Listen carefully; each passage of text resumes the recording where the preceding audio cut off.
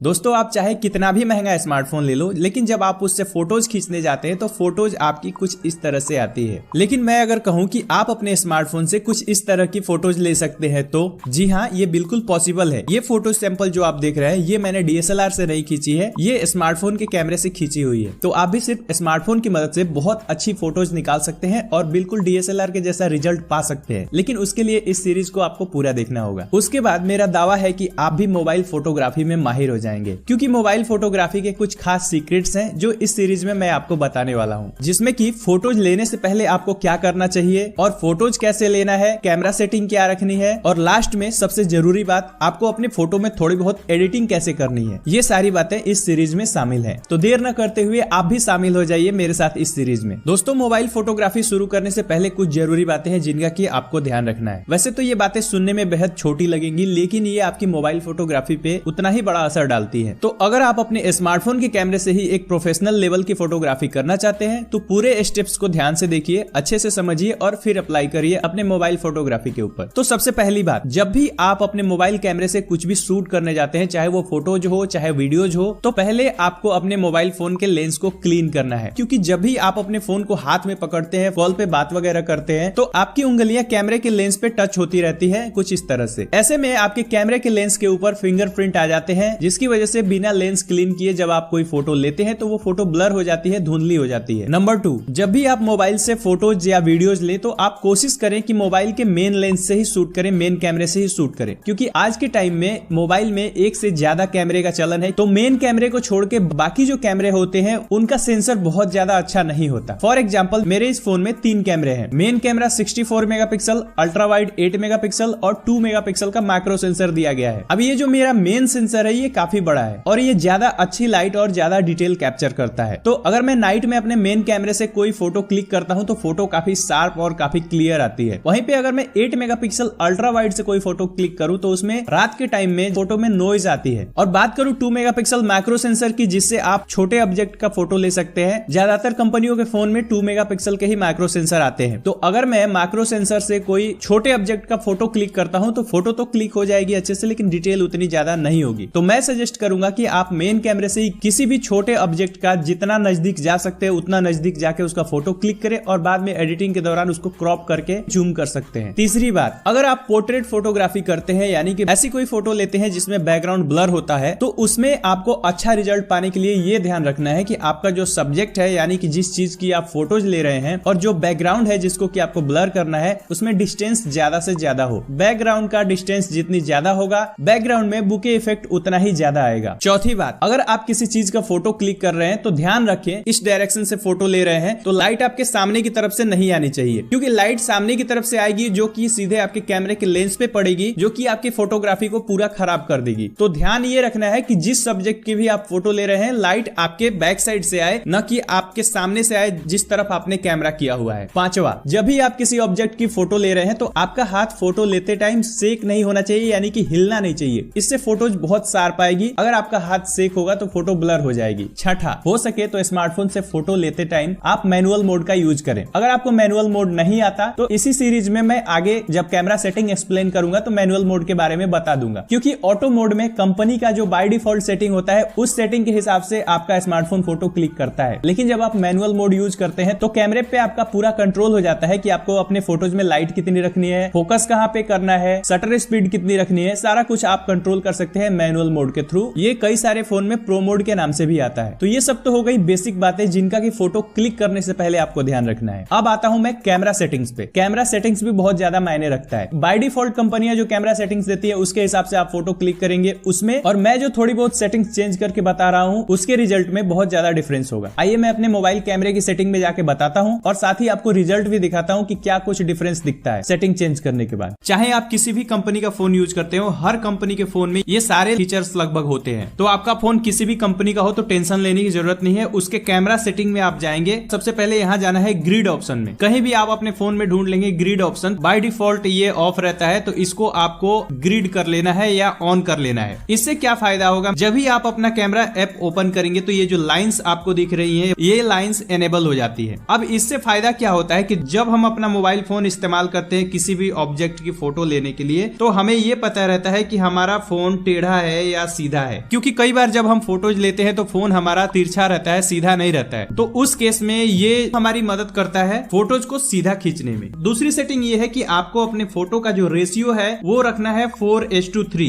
बहुत सारे लोग क्या करते हैं कि अच्छा दिखने के लिए वो फुल में कर लेते हैं, मतलब उनका कैमरा ऐसे पूरी स्क्रीन पे खुलता है। तो ये तो देखने में बहुत अच्छा लगता है, लेकिन जब आप फोटोज क्लिक करते हैं तो आपके कैमरे का जो सेंसर है वो अपनी पावर का पूरा उपयोग नहीं कर पाता है। इसीलिए आपको इसको रखना है 4:3 पे। तीसरी चीज जो है वो बेसिकली कोई सेटिंग नहीं है, लेकिन ये भी जरूरी है, वो ये है कि किसी भी ऑब्जेक्ट की जब आप फोटो लेते हैं तो उस ऑब्जेक्ट पे आपको ऐसे टैप करके फोकस कर लेना है। टैप करके फोकस करने से आपका लेंस उसी जगह पे फोकस हो जाता है जहां की आप फोटोज क्लिक करना चाहते हैं, और इस तरह से आपकी फोटो काफी शार्प आती है। चौथा है टर्न ऑफ ऑल फिल्टर्स। जैसे ये फिल्टर वाला सेक्शन है, इसमें आपको भी पता है कि आप अलग अलग मोड में जाके फोटो पे अलग अलग तरह के कलर ग्रेडिंग अप्लाई कर सकते हैं खींचने से पहले ही, लेकिन मैं यहाँ पे सजेस्ट करूंगा कि हमेशा आप ओरिजिनल मोड में ही फोटो खींचे। फिल्टर्स को आपको ऑफ कर देना है, क्योंकि जब ही आप कोई फिल्टर अप्लाई करते हैं अपने फोटो में तो फोटो की क्वालिटी खराब हो जाती है। जब आप एडिट करना शुरू करते हैं तो आपको बहुत ही बेकार रिजल्ट मिलते हैं। पांचवा ये कि आपको ब्यूटी मोड भी ऑफ रखना है। जैसे ये रियलमी का फोन है तो इसमें रिटच के नाम से आ रहा है, आपके फोन में किसी और नाम से भी हो सकता है। ये क्या करता है कि आपके फेस को ब्यूटीफाई कर देता है, मतलब आपके फेस में जो डिटेल है उसको कम कर देता है ब्लर करके, और आपके फेस को ब्यूटीफाई करता है, एक्सपोजर वगैरह काफी बढ़ा देता है, चेहरे पे चमक ज्यादा आ जाती है। तो ऐसे में एक नजर फोटो देखने में अट्रैक्टिव तो दिखती है, लेकिन फोटो में फिर डिटेल नहीं रह जाती और बाद में वो एडिट करने के लायक नहीं रह जाती। तो आपको यहाँ ब्यूटी मोड को भी ऑफ करना है। इसके अलावा ये जो HDR ऑप्शन है इसको आपको ऑटो रखना है। और जैसा कि मैंने आपको बताया था कि अगर आप थोड़ा बहुत टेक्निकल नॉलेज रखते हैं कैमरे के बारे में तो आप प्रो मोड का यूज करें तो ज्यादा अच्छा होगा। तो कई सारे कैमरे में मैनुअल मोड के नाम से भी आता है, कई सारे फोन में प्रो मोड के नाम से आता है। तो ये रियलमी का फोन है तो मैं यहाँ मोर के ऑप्शन पे जाऊंगा और ये जो प्रो मोड है इसको मैं यहाँ से क्लिक करूंगा, और क्लिक करने के बाद देख सकते हैं मेरे सामने कुछ ये सेटिंग्स आ गई, जिसमें ये है ISO, मतलब कि आपके फोटोज में कितनी ज्यादा लाइट रखनी है वो यहाँ से आप चूज कर सकते हैं। आपको अगर बेहतरीन डिटेल वाली फोटो चाहिए तो ISO मिनिमम रखना है। इसके बाद शटर स्पीड है, शटर स्पीड को आप जितनी ज्यादा देर खुला रखेंगे उतनी ज्यादा डिटेल आपके कैमरे में कैप्चर होगी। इसके अलावा ये व्हाइट बैलेंस है, व्हाइट बैलेंस आपको कैसा रखना है इस पे भी आपका फुल कंट्रोल रहेगा अगर आप मैनुअल मोड इस्तेमाल करते हैं तो। और इसके अलावा ये मैनुअल फोकस है, कई सारे फोन में ऐसे टच टू फोकस करते हैं तो अच्छे से फोकस नहीं होता है ऑब्जेक्ट, तो ये मैनुअल फोकस में जाके आप फोकस को जहां पे चाहे वहां पे लॉक कर सकते हैं। बेसिकली अगर आप मोबाइल फोटोग्राफी में नए हैं तो आपको इन सेटिंग को पहले खुद से एडजस्ट करके और समझना पड़ेगा कि कौन सी सेटिंग पे आपको बेस्ट रिजल्ट मिल रहा है। वैसे ये सेटिंग सिचुएशन के हिसाब से चेंज करनी होती है, तो जिस हिसाब से लाइटिंग कंडीशन है उस हिसाब से व्हाइट बैलेंस, एक्सपोजर वगैरह को एडजस्ट किया जाता है, ISO वगैरह को एडजस्ट किया जाता है। तो वो चीजें आपको धीरे धीरे करने के बाद, प्रैक्टिस करने के बाद समझ में आएगी। मैं सिर्फ तरीका बता रहा हूँ कि आपको कैसे और क्या करना है। पिछली ट्रिक्स को फॉलो करके आप अच्छी फोटोज तो ले पाएंगे, लेकिन फोटो नेक्स्ट लेवल की दिखे, प्योर प्रोफेशनल दिखे, इसके लिए आपको अपने फोटो पे थोड़ी बहुत एडिटिंग भी आनी चाहिए। तो एडिटिंग वाला पार्ट भी मैं इसी सीरीज में कंप्लीट करूंगा। सबसे पहले बात आती है कि एडिट कैसे करें, किस एप्लीकेशन की जरूरत पड़ेगी हमें अपने स्मार्टफोन में फोटो एडिटिंग के लिए। तो वैसे तो प्ले स्टोर पे हजारों एप्लीकेशंस भरे पड़े हैं, लेकिन मैं आपको 2-3 मेन ऐसे एप्लीकेशंस बताऊंगा जिनको की प्रोफेशनल फोटो एडिटर इस्तेमाल करते हैं। वैसे मुख्य रूप से 3-4 एप्लीकेशंस ही प्रोफेशनल लोग यूज करते हैं ज्यादातर, जिसमें से पहला है स्नैपसीड, दूसरा है पिक्सआर्ट और तीसरा है एडोब लाइटरूम। अब इन तीनों एप्लीकेशंस के बारे में तो मैं बताऊंगा ही थोड़ा बहुत कि कैसे इसमें क्या करते हैं और कौन सा एप्लीकेशन किस चीज के लिए बेस्ट है, और साथ ही मैं अपनी फोटोज कैसे एडिट करता हूं और किस एप्लीकेशन से करता हूं, किस तरीके से करता हूं, ये चीज भी मैं एक्सप्लेन करूंगा। तो ये तीनों एप्लीकेशन सबसे काम के लगते हैं मुझे। पहला स्नैपसीड, जिसके अंदर आप ओवरऑल सारी चीजें कर सकते हैं। दूसरा है पिकआर्ट, जो कि मैनिपुलेशन के लिए यूज होता है, जैसे कि फोटोशॉप में किसी भी चीज का आप बैकग्राउंड हटा सकते हैं, किसी भी ऑब्जेक्ट की काट छाट कर सकते हैं, कुछ भी उसमें जोड़ सकते हैं फोटोज में, ये सारा काम आप पिकआर्ट में कर सकते हैं। और इसमें आपको बहुत सारे एलिमेंट्स वगैरह भी मिल जाते हैं, वो जब मैं इस ऐप को ओपन करूंगा तब ज्यादा डिटेल में आपको समझाऊंगा। तीसरा है एडोब लाइटरूम। एडोब लाइटरूम के अंदर आप बेस्ट कलर ग्रेडिंग कर सकते हैं प्रोफेशनल लेवल की। तो अगर आपको फोटो एडिटिंग के अंदर प्रो होना है तो ये तीनों एप्लीकेशंस बड़े काम की है और आपके फोन में होनी ही चाहिए। इसको आप इजीली प्ले स्टोर से डाउनलोड कर सकते हैं। तो अगर मैं अपनी बात करूं कि मैं किस एप्लीकेशन का यूज करता हूं फोटो एडिटिंग के लिए, तो मैं सबसे ज्यादा स्नैपसीड का यूज करता हूं, क्योंकि एक तो ये फ्री सॉफ्टवेयर है गूगल की तरफ से, ऊपर से इसमें कोई एड वगैरह भी नहीं आते, और इसके अलावा इसमें सारे काम के टूल्स वगैरह मिल जाते हैं। तो इस फोटो को फिलहाल मैं स्नैपसीड में ओपन कर लेता हूं। स्नैपसीड में ओपन करने के बाद यहाँ नीचे की तरफ जो टूल्स वाला सेक्शन आप देख रहे हैं, इसी के अंदर सारी चीजें आपको मिलती है। तो ये जो टूल्स वाला सेक्शन है इस पे हम क्लिक करेंगे। किसी भी फोटो को एडिट करने का जो सबसे पहला स्टेप होता है वो होता है उसका व्हाइट बैलेंस एडजस्ट करना। व्हाइट बैलेंस एडजस्ट करना क्यों जरूरी होता है? क्योंकि जो आपने फोटोज ली है तो वो किस लाइटिंग कंडीशन में आपने क्लिक की है उसके हिसाब से उसका व्हाइट बैलेंस रहता जाता है। लेकिन उसको सही कंडीशन में लाने के लिए आप यहाँ व्हाइट बैलेंस एडजस्ट करके और उस फोटो को अपने हिसाब से उसका व्हाइट बैलेंस सेलेक्ट कर सकते हैं। जैसे कि मान लीजिए ये फोटो जब मैंने खींची तो थोड़ी सी रेडिश टोन है चेहरे पे, तो इसको मैं कूल टोन की तरफ थोड़ा सा इस तरफ ले जा सकता हूं। तो अब इतना व्हाइट बैलेंस मुझे ठीक लग रहा है। अब यहाँ पे नीचे की तरफ साइन मार के उस पर क्लिक करके मैं ओके कर लूंगा। वापस से मैं टूल्स में जाऊंगा और टूल्स में यहाँ पे देख सकते हैं जो ट्यून इमेज है इसके अंदर बहुत सारे ऑप्शन है। इसको जब ऊपर की तरफ आप स्लाइड करेंगे तो देख सकते हैं contrast, saturation, highlight, shadow, warm, ये सारा कुछ चीज यहाँ से आप एडजस्ट कर सकते हैं। जैसे कि अगर मैं ब्राइटनेस वाले ऑप्शन पे लाके छोड़ता हूं तो इसको राइट स्वाइप करूंगा तो ब्राइटनेस बढ़ेगी और लेफ्ट स्वाइप करूंगा तो ब्राइटनेस घटेगी। लेकिन यहाँ पे अगर मैं ब्राइटनेस बढ़ा रहा हूं तो आप देख सकते हैं कि बैकग्राउंड में ब्राइटनेस काफी ज्यादा हो जा रही है, तो मैं ब्राइटनेस को यहाँ पे नहीं छेड़ूंगा। उसके लिए दूसरा ऑप्शन है, आगे मैं बताता हूँ। कॉन्ट्रास्ट को भी मैं नहीं छेड़ूंगा। सैचुरेशन अगर मैं बढ़ाऊंगा तो यहाँ पे देख सकते हैं कलर्स बढ़ेंगे। तो अगर आपको भी अपने फोटो में कलर्स बढ़ाने तो आप सैचुरेशन बढ़ा सकते हैं, लेकिन इसका ध्यान रखिएगा कि स्किन पे भी फिर सैचुरेशन बढ़ेगी। तो ह्यूमन ऑब्जेक्ट है तो सैचुरेशन बहुत ज्यादा आपको नहीं बढ़ाना है। मैं सैचुरेशन यहाँ पे नहीं बढ़ाऊंगा, एम्बियंस को बढ़ाऊंगा थोड़ा सा, जिससे क्या होता है कि ह्यूमन फेस पे बहुत ज्यादा इफेक्ट नहीं पड़ता, लेकिन बैकग्राउंड की लाइटें आप देख सकते हैं वो काफी ज्यादा कलरफुल दिख रही हैं। तो एम्बियंस को यहाँ पे मैं 40 कर देता हूँ। आप भी अपने इमेज के हिसाब से जितना आपको ठीक लगे उतना रख सकते हैं। इसके आगे हाईलाइट्स जो ऑप्शन है, तो हाईलाइट्स वो ऑप्शन है कि अगर आपके फोटो में कोई ऐसा पार्ट है जो ज्यादा चमक रहा है, जैसे कि इस फोटो में यहाँ मॉनिटर के पीछे वाला पार्ट देख सकते हैं कि ज्यादा चमक रहा है, तो उसको कम करना है। तो यहाँ हाईलाइट्स को अगर मैं कम करूंगा तो देख सकते मॉनिटर के पीछे जो व्हाइट दिख रहा था वो कम हो गया। कोई भी चमकता हुआ पार्ट है उसको कम करना है तो यहाँ हाईलाइट से आप मैनेज कर सकते हैं। इसके बाद चलते हैं शैडो पे। तो शैडो डार्क पार्ट जो होता है उस पे इफेक्ट करता है। तो शैडो को जितना आप घटाएंगे कुछ इस तरह से इफेक्ट आएगा और जितना बढ़ाएंगे कुछ इस तरह से इफेक्ट आएगा। तो शैडो को यहाँ पे मैं थोड़ा सा कम ही रखूंगा, क्योंकि जो बाल वगैरह है वो और डार्क थोड़े हो जाएंगे अगर मैं इसको कम रखूंगा तो। और वार्म या कूल मैंने व्हाइट बैलेंस में बताया था, ये वही काम करता है, तो इसको मैं नहीं छेड़ूंगा। और इसके बाद मैं ओके कर दूंगा। अब देख सकते हैं ये फोटो कुछ इस तरह से है। चेहरे पे आप थोड़े से दाग धब्बे हल्के फुल्के दिख रहे हैं। तो इसको क्लीन करने का क्या उपाय है, टूल्स के अंदर जाएंगे, यहाँ पे लेंस ब्लर एक ऑप्शन है नीचे की तरफ, इसको लेंगे 2 फिंगर से इसको छोटा कर लेंगे। छोटा करने के बाद इसको आप नीचे की तरफ ऐसे कर देंगे और यहाँ साइन मार्क पे क्लिक कर देंगे। अब चेहरा कुछ इस तरह से ब्लर हो गया। अब इसके बाद जाएंगे यहाँ ऊपर की तरफ एरो का निशान है, सेकंड नंबर पे इस पे क्लिक करेंगे और यहाँ व्यू एडिट्स में जाएंगे। व्यू एडिट्स में जाके इसके बाद यहाँ लेंस ब्लर का एक ऑप्शन दिखेगा जो हमने अभी अप्लाई किया था, इस पे क्लिक करेंगे और यहाँ ये पेंट वाले ऑप्शन पे आएंगे। अब यहाँ जो नीचे ये ओपेसिटी इसकी 100% दिखा रहा है, इसको हम यहाँ कम करेंगे, 50% पे करेंगे, क्योंकि 100% ज्यादा हो जाएगा। और जहां पे भी आप स्क्रीन पे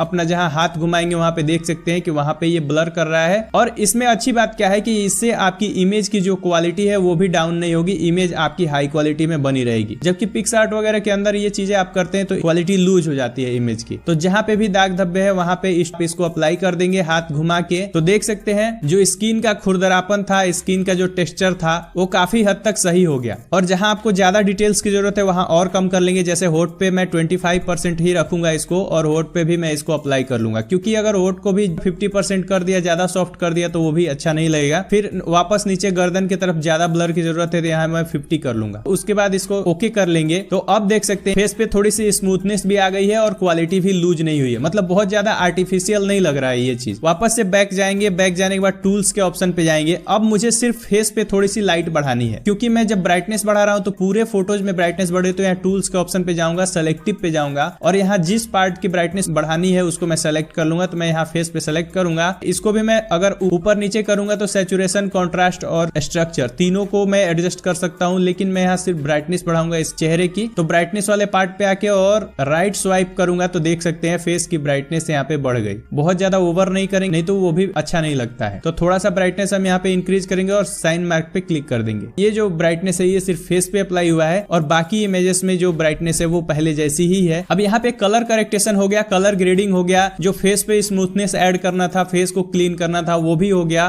फोटोज को थोड़ा सा और अच्छा लुक देने के लिए टूल्स में जाएंगे और टूल्स में जाने के बाद यहाँ पे नीचे विग्निटी का ऑप्शन है, इस पे क्लिक करेंगे और इसको थोड़ा सा घटा देंगे। कुछ इस तरह से इफेक्ट आएगा, देख सकते हैं, लेकिन इतना अप्लाई नहीं करेंगे, बहुत थोड़ा अप्लाई करना है इसको। और इसको कर दूंगा ओके। तो देख सकते हैं पहले ये इमेज इस तरह से थी, कितनी फीकी फीकी लग रही थी, चेहरे पे भी नॉइज था। और अभी ये इमेज कुछ इस तरह से है, इमेज में कलर भी आ चुके हैं और चेहरे पे लाइट भी आ चुकी है। तो ये मैंने सिर्फ आपको तरीका बताया है, बाकी आप अपने हिसाब से इसमें बहुत सारे टूल्स हैं उसको यूज कर सकते हैं। और इन सारे काम को करने के बाद आपको लगे कि आपके फोटो में डिटेल थोड़ी सी कम हो गई है, हालांकि इसमें स्नैपसीड में डिटेल लूज नहीं होता है, फिर भी अगर आपको लगे कि डिटेल्स कम हो गई है तो यहाँ डिटेल्स के ऑप्शन पे जाएंगे और यहाँ स्ट्रक्चर को नहीं ऊपर स्वाइप करेंगे और यहाँ शार्पिंग जो ऑप्शन आएगा उसको हम थोड़ा सा बढ़ा लेंगे। करेंगे, यहाँ थोड़ा सा ये फोटो को और शार्प कर देगा। जो जरूरी ऑप्शन है वो सारे मैंने आपको बता दिए यहाँ पे एक्सप्लेन करके, और इन्हीं सारे ऑप्शन से आप अपने फोटो को बेहतरीन बना सकते हैं। कि मैंने डायरेक्ट गैलरी से इस फोटो को सेंड किया है तो यहाँ एक्सपोर्ट का ऑप्शन नहीं दिख रहा, तो यहाँ ऊपर डन का ऑप्शन दिखेगा। डन के ऑप्शन पे क्लिक करने के बाद कुछ इस तरह से आपकी फोटो फोन के गैलरी में सेव हो जाएगी। अगर आप स्नैपसीड में जाके और कुछ इस तरह से फोटो को उठाते हैं तो यहाँ पे देख सकते हैं नीचे एक एक्सपोर्ट का ऑप्शन आएगा। एक्सपोर्ट के ऑप्शन पे क्लिक करेंगे और यहाँ फिर वापस से एक्सपोर्ट पे क्लिक करेंगे तो आपकी फोटो फोन के गैलरी में सेव हो जाएगी। अब यहाँ पे बात करते हैं पिक्सआर्ट की। पिक्सआर्ट भी काफी अच्छा एप्लीकेशन है, प्ले स्टोर पे फ्री मिल जाता है। पिक्सआर्ट कुछ ऐसे ओपन होता है, प्लस के बटन पे जाएंगे और यहाँ एडिट ए फोटो पे क्लिक करेंगे और गैलरी से जिस फोटो को भी आपको एडिट करना है उस फोटो को यहाँ से आप क्लिक करके उठा लेंगे। इसमें भी बहुत सारे ऑप्शन है, नीचे की तरफ आप देखेंगे। सबसे पहले अच्छा ऑप्शन लगता है ये कटआउट का। ब्रश के ऑप्शन पे जाके जिस पार्ट पे भी आप ऐसे कलर करेंगे वो पार्ट का रहेगा और बाकी का पार्ट आपका रिमूव हो जाएगा। जैसे कि मैंने इतना पार्ट सेलेक्ट किया, साइन मार्क पे ऊपर की तरफ क्लिक करूंगा तो देख पाएंगे कि जो पार्ट मैंने सेलेक्ट किया था वो रह गया और बाकी का पार्ट रिमूव हो गया। तो ऐसे आप किसी भी इमेज से कुछ भी काट के निकाल सकते हैं, मतलब कि बैकग्राउंड भी आप कट करके निकाल सकते हैं। यहाँ फोटो के ऊपर कुछ भी ड्रॉ कर सकते हैं। इसके अलावा ये जो रिटच का ऑप्शन है इसके अंदर जाके आप फेस को स्मूथ वगैरह कर सकते हैं। और ये टूल्स के अंदर आप जाएंगे तो यहाँ पे बहुत सारे टूल्स आपको मिल जाते हैं। और ये कर्व का ऑप्शन इसके अंदर भी है, कर्व को छेड़ के यहाँ आप अपने फोटो में कलर ग्रेडिंग वगैरह कर सकते हैं। एडजस्ट के अंदर जाके यहाँ से आप अपने फोटो की ब्राइटनेस वगैरह बढ़ा सकते हैं, कंट्रास्ट को कम या ज्यादा कर सकते हैं, यहाँ से क्लियरिटी को बढ़ा सकते हैं, यहाँ से सैचुरेशन जो कि कलर को बढ़ाती है फोटो में उसको कम या ज्यादा कर सकते हैं। और तीसरा जो मैंने एप्लीकेशन बताया light room, adobe light room में आप कमाल की कलर ग्रेडिंग कर सकते हैं। जैसे कि ये फोटो मैंने एडोब लाइट रूम में ही कलर ग्रेडिंग की हुई है। मेरा सजेशन ये है कि कलर ग्रेडिंग कुछ ऐसे करना चाहिए कि बहुत ज्यादा ओवर न लगे कि आपने बहुत ज्यादा छेड़छाड़ की है फोटो में। यहाँ पे देख सकते हैं यहाँ पे बहुत सारे नीचे टूल हैं, लेकिन ये जो एडोब लाइट रूम है ये पेड सॉफ्टवेयर है एडोब की तरफ से। और यहाँ कलर वाले ऑप्शन पे जाके आप जिस कलर को भी चाहिए, यहाँ जो ऊपर मिक्स वाला ऑप्शन है इस पे जाके आप जिस कलर में चाहे उस कलर में खेल सकते हैं। जैसे कि ये ग्रीन कलर को मैं सेलेक्ट करता हूँ, देख सकते हैं बैकग्राउंड में जो ग्रीन कलर है उसके सैचुरेशन से मैं यहाँ पे खेल सकता हूँ, इसको कम ज्यादा यहाँ पे कर सकता हूँ। सिर्फ ग्रीन कलर पे ही काम हो रहा है। नीचे की तरफ इसमें बहुत सारे टूल्स दिए गए हैं जिनको कि आप यूज करके अपने फोटो में चार चांद लगा सकते हैं। और उसके बाद ये सबसे ऊपर जो शेयर वाला ऑप्शन है इस पे जाएंगे और सेव टू डिवाइस करेंगे तो आपने जो काम भी किया होगा एडोब लाइट रूम के अंदर वो सारा कुछ सेव हो जाएगा। तो इस तरह से इस सीरीज की मदद से आप भी अपने फोटोग्राफी में चार चांद लगा सकते हैं और स्मार्टफोन से ही एक प्रोफेशनल लेवल की फोटोग्राफी कर सकते हैं।